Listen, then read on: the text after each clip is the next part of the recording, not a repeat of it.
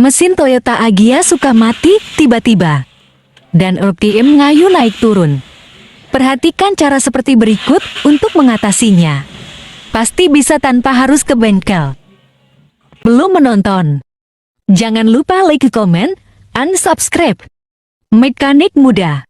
Tempat story di dalam tutorial. Mekanik Muda. Stories and tutorials. Welcome to channel Mekanik Muda Tempat Story di dalam tutorial. Assalamualaikum warahmatullahi wabarakatuh. Selamat siang, selamat berjumpa kembali dengan Mekanik Muda. Pada kesempatan siang hari ini kita akan membahas tentang Toyota Agya dengan kendala atau trouble. Mesin suka mati tiba-tiba dan RPM pun mengayun naik turun. Adapun langkah-langkah yang harus kita lakukan seperti berikut ini.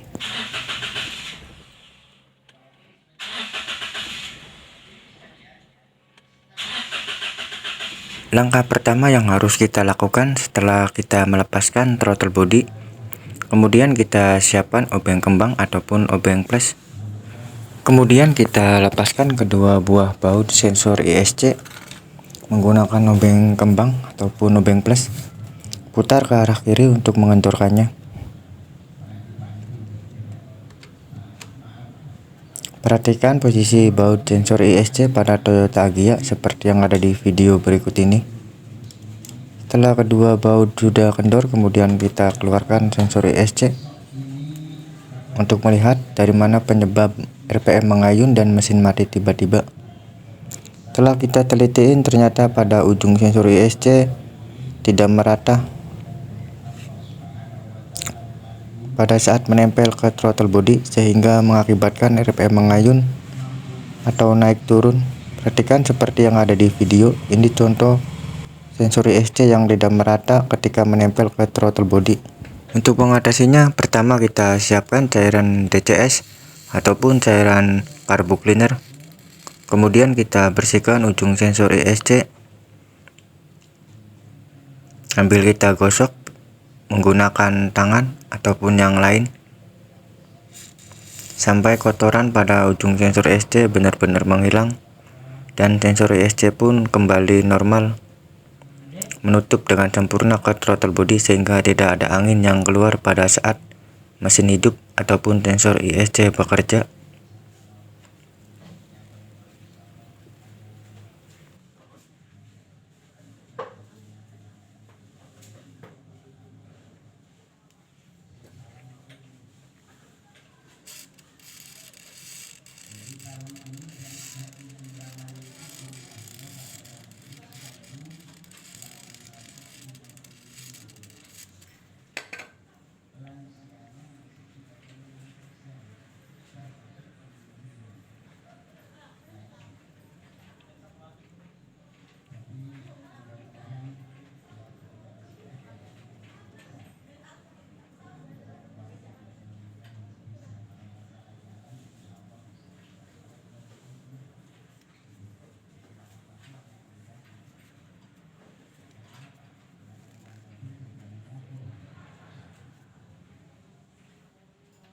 Hadirin sekalian yang dimuliakan oleh Allah tertentu dan juga bagi orang-orang tertentu, karena tidak semua orang itu akan bisa melaksanakan ibadah haji dalam 1 tahun karena sesuai dengan panggilan Allah Subhanahu wa Ta'ala. Maka biasanya orang yang akan menunaikan ibadah haji itu yang pertama yang dicari apa? Ketenangan jiwa. Allah Subhanahu wa Ta'ala menjadikan Ka'bah itu adalah sebagai bait, sebagai rumah. Maka barang siapa yang masuk ke rumah Allah, baik di Makkah maupun di Indonesia, itu akan ketemu rasa tenang.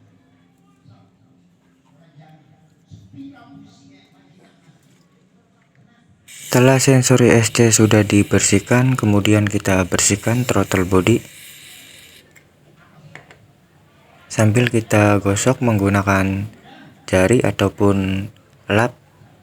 Pastikan kotoran yang ada di dalam throttle body menghilang sehingga sensor ESC menutup sempurna pada saat mesin dihidupkan.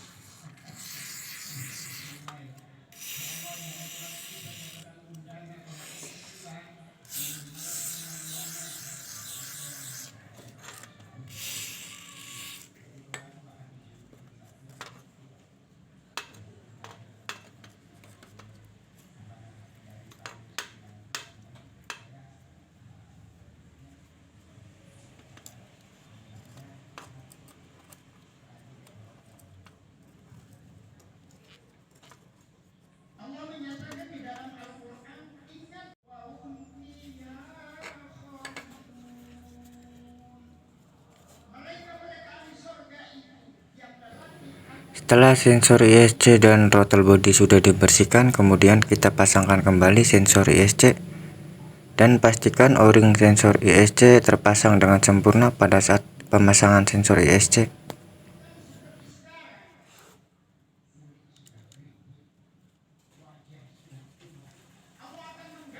Pasangkan kembali kedua buah baut sensor ISC dan kita kencangkan kembali menggunakan obeng kembang ataupun obeng plus. Putar ke arah kanan untuk mengencangkannya.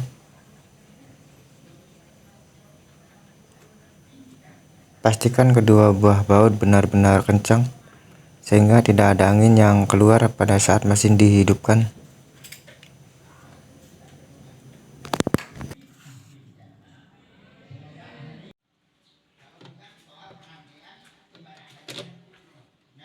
Dan ini proses pemasangan throttle body ke mobil ataupun ke mesinnya kembali. Setelah throttle body sudah dipasang ke tempatnya atau dudukannya, kemudian kita pasangkan kembali baut 10. Terdapat 2 buah mur dan 1 buah baut 10. Setelah ketiga baut sudah dimasukkan, kemudian kita siapkan kunci T10 ataupun kunci shock 10 untuk mengencangkannya.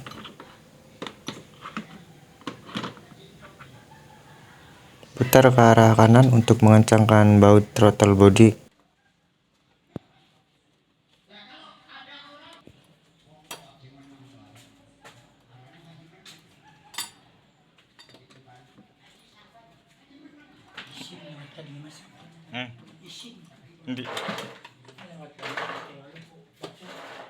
Iya Pak ya. Awet Pak ya. Awet.